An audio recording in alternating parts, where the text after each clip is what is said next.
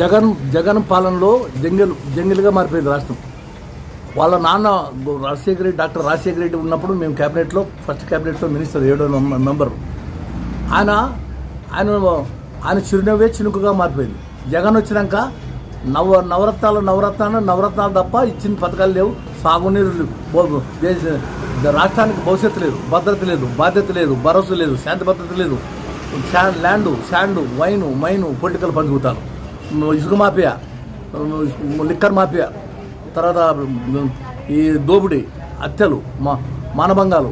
ఆయన తాగునీరు లేదు, సాగునీరు, పోరారం ప్రాజెక్టు కంప్లీట్ చేయలేదు. ఆయన మనిషిగా మోడీకి కాళ్ళు మొక్కేది జరిపా. పోయినప్పుడు కాళ్ళు మొక్కడు ఉన్నాడు. జగన్ వల్ల అయిపోయింది. మళ్ళీ గెలుస్తాడని కదా, అతను లీడర్లో నమ్మకం లేదు, క్యాడర్లో నమ్మకం లేదు. ఏమంటే ఇల్లు ఇంకా ఆయన దింపుడు కలం దగ్గర ఇప్పటికే 11 వచ్చినాయి. 150 ఇచ్చారు. చెప్తూ ఇప్పుడు 11 వచ్చినాయి పంగనామాలు.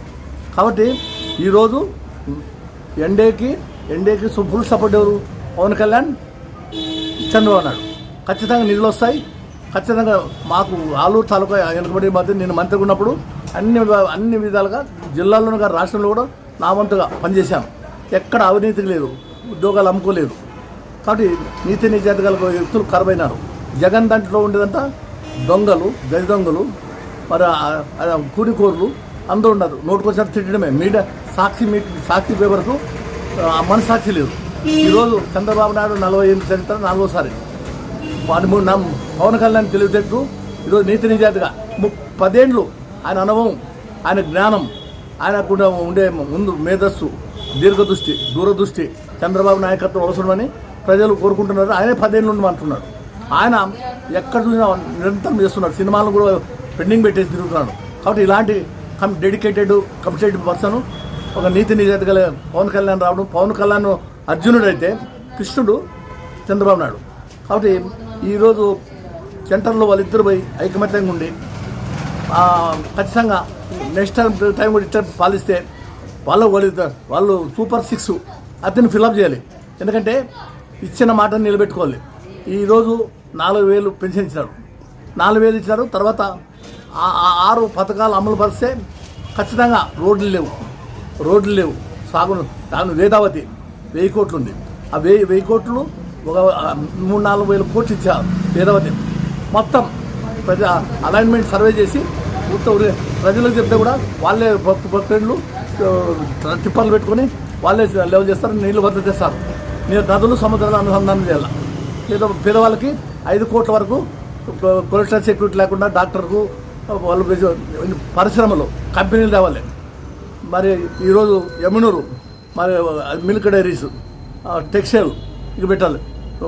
మరి జ్యూస్ ఫ్యాక్టరీ, హాస్పిటల్లో పెట్టాలని మంత్రి ఉన్నప్పుడు నాదే శాఖ. కానీ అది మదనపల్లి సూట్ అవుతుంది. పత్తికొండ ఏరియాలో పత్తికొండ వరకు 10 వరకు వచ్చింది. మనకు హాస్పిటల్ రాలే. కాబట్టి తాగునీరు, సాగునీరు ప్రజలకు ఇస్తే. తర్వాత ఇందిరాగాంధీ 58 ఏళ్ళ కిందట గరీబాట్ అని ల్యాండ్ సీలింగ్ పెట్టింది. అవినీతి పనులు ఇప్పుడు ప్రతి ముఖ్యమంత్రి కేసీఆర్, కవిత, జగన్ వాళ్ళ మీద రైడింగ్ చేసి ఏసీబీసీ వాళ్ళు సంపాదించిన డబ్బును స్వాధీనం చేసుకొని 50% బ్యాంకులో డిపాజిట్ చేసి 50% ప్రజలకి ఉపయోగాలు పడితే డబ్బు వస్తుంది. తర్వాత సంపదను సృష్టించాలి. సంపద సృష్టించాలంటే లేఅవుట్ లేకుండా చేశారు. వాళ్ళ మీద ఒక 5 అంతస్తుల వరకు పర్మిషన్ అవసరం లేదన్నారు.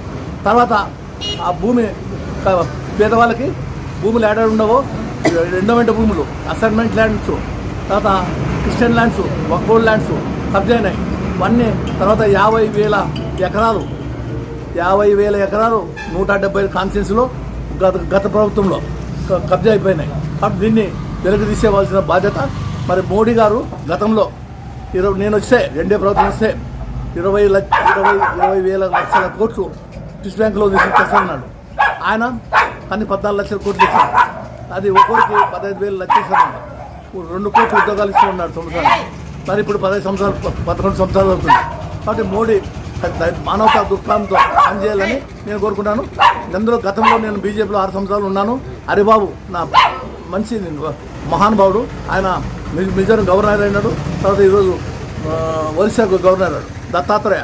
కాబట్టి అక్కడ మంచి ఇంటెలెక్చువల్ ఉన్నారు కాబట్టి ఎంపీలు ఎమ్మెల్యేలు ఏ ప్రభుత్వం కూడా మరి జగన్ అసెంబ్లీకి రావాలి. ప్రతిపక్షంలో ఒకటైతేనే రెండైతేనే చక్రం తిప్పేవాడు ఒక్కడే చాలు. జగన్ అసెంబ్లీకి రావాలి. నాకు జడ్జ్ కేటగిరీ కావాలా, నాకు ప్రత్యేక హోదా కావాలా, నాకు అపోజిషన్ లీడర్ గుర్తింపు అంటే ఎవరు ఇరు. కాబట్టి 11 సీట్లలోనా నెక్స్ట్ అది కూడా రాదేమో. కాబట్టి ప్రజల్లో తిరుగు. నీకు వచ్చిన సనేమో కానీ కరోనా వచ్చా 2 ఏళ్ళు సర్వనాశనం, పంటల మందిలే కరువు వచ్చా, రేట్లు పెరిగిపోయా. కాబట్టి 40 లక్షల ఖమ్మంలో దృష్టి పెట్టుకొని మొత్తం చూసిన 10 కోట్లు విలువ చేసే క్యాంప్ హౌస్ చంద్రబాబు నాయుడు పడగొట్టావు. శాండ్ కొరత, అందరూ దెబ్బతిన్నారు. నీకు నవరత్నాలు కాదు, నక్షత్రాలు పెడితే కూడా నువ్వు గెలవు. నేను ఖచ్చితంగా ఒక ముహూర్తం చూసుకుని నా స్నేహితులు ఎస్సీలు బీసీలు మైనార్టీలు 30 రాజకీయంలో నేను ఉద్యోగం రాజీనామా చేస్తే నన్ను అవమానం చేశాడు. కాబట్టి అలాంటి వ్యక్తికి గెలిచే ప్రసక్తే లేదు.